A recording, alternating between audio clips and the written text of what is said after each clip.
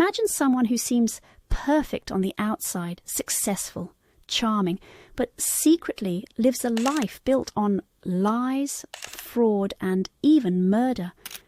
That's the story of María Ángeles Molina, also known as Angi. In 2008, she almost got away with a crime that seemed impossible to solve. Angi's best friend was found dead in her Barcelona apartment. There were no signs of a break-in, no witnesses, and just one weird clue, a man's DNA, even though no man was supposed to be there. But the real shocker wasn't the DNA. It was that Angi, the victim's best friend, had set the whole thing up. How did she pull off a murder scene like a movie? And what tiny mistake led to her downfall?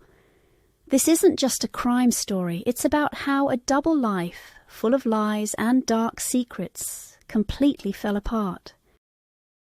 On February 21st, 2008, Ana Páez Capitan, a 36-year-old fashion designer, was supposed to have dinner with a friend in Barcelona. She never showed up. The next morning, a cleaning lady found Ana's body in a rented apartment. She was found in a disturbing scene, restrained and with signs of foul play that suggested a planned attack. Biological evidence was discovered that initially suggested a sexual motive, but deeper analysis revealed a setup. Even stranger, the DNA evidence belonged to two different men, neither of whom knew Ana. Detectives quickly realized this wasn't an accident. Authorities believed Ana had been incapacitated before her life was taken. No alcohol, no drugs in her system, no signs of a fight. This was a planned killing. Investigators traced Ana's last steps. She had dinner with Angi, her close friend and former boss. Ana had no enemies, but she'd recently told friends that Angi was acting strange, controlling and paranoid. Ana had also just found out that loans and insurance policies were opened in her name without her knowledge. The day after Ana's murder, someone wearing a wig and using Ana's ID was caught on camera at a bank. It was Angi. Police now had a body, a crime scene, and a prime suspect in Angi. They needed more evidence. Angi claimed she was shopping and even attended a funeral in another city that night. But phone records placed her far from the funeral, and security cameras captured her at a Barcelona ATM using Ana's identity. The €600 withdrawal raised serious questions. A search of Angi's home uncovered alarming evidence of a sophisticated financial scheme. Investigators found items tied to identity manipulation, vehicle leases, loan forms, and multiple documents in Ana Páez's name, all linked to Angi. More troubling still, investigators determined that key evidence had been fabricated. Angi allegedly paid others to provide samples to derail the investigation. Investigators dug into Angi's past and found another mysterious death. Her first husband, Juan Antonio Alvarez, died mysteriously in 1996 from poisoning. His death was ruled a suicide, but Angi inherited almost €2 million. The pattern was clear: fake IDs, fake documents, life insurance, and sudden deaths. Angi wasn't just a bad friend, she was a con artist and a murderer. The turning point came during another search of Angi's house. An officer noticed the toilet tank seemed odd.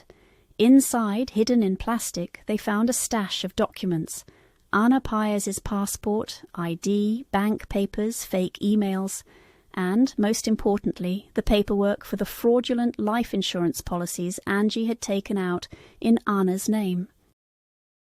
Angi had claimed she knew nothing about Ana's disappearance, but these documents proved she was lying. Handwriting experts confirmed Ana's signature on the insurance papers was forged. Emails, supposedly from Ana to insurance agents, were traced back to Angi's computer. Phone numbers used for the policies were linked to Angi. Everything pointed to a planned murder for profit. When we found the documents in the toilet tank, the police chief said, the case became undeniable. She was the architect. This discovery didn't just confirm suspicions, it gave investigators the blueprint for how Angi operated. She thought she was smarter than everyone, but she couldn't hide every detail. Angi's trial began in 2012. She was accused of murder, insurance fraud, identity theft, and faking documents. Prosecutors laid out all the evidence, the fake policies, the forged signatures, and the documents hidden in the toilet tank. Digital experts proved Angi sent the fake emails. Handwriting analysis confirmed the forged signatures. Witnesses described Angi as charming, but also manipulative and secretive. The defense tried to portray Angi as a misunderstood, successful woman, but the prosecution had too much evidence, including the chilling similarities to her first husband's death. After weeks of testimony, the jury found Angi guilty on all counts. She was sentenced to 22 years in prison for Ana Páez's murder, plus more years for fraud and falsifying documents.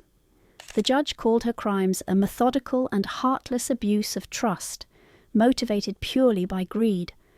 Ana's sister said, "We will never get Ana back, but we have justice." The Angi case teaches us how easy it is for evil to hide behind a normal facade. Angi didn't need a weapon. She used paperwork, charm, and patience. She built trust and then betrayed it, leading to 2 tragedies. It's a reminder that evil doesn't always look evil. Sometimes it looks like a friend, a mentor, or a calm, smiling neighbor.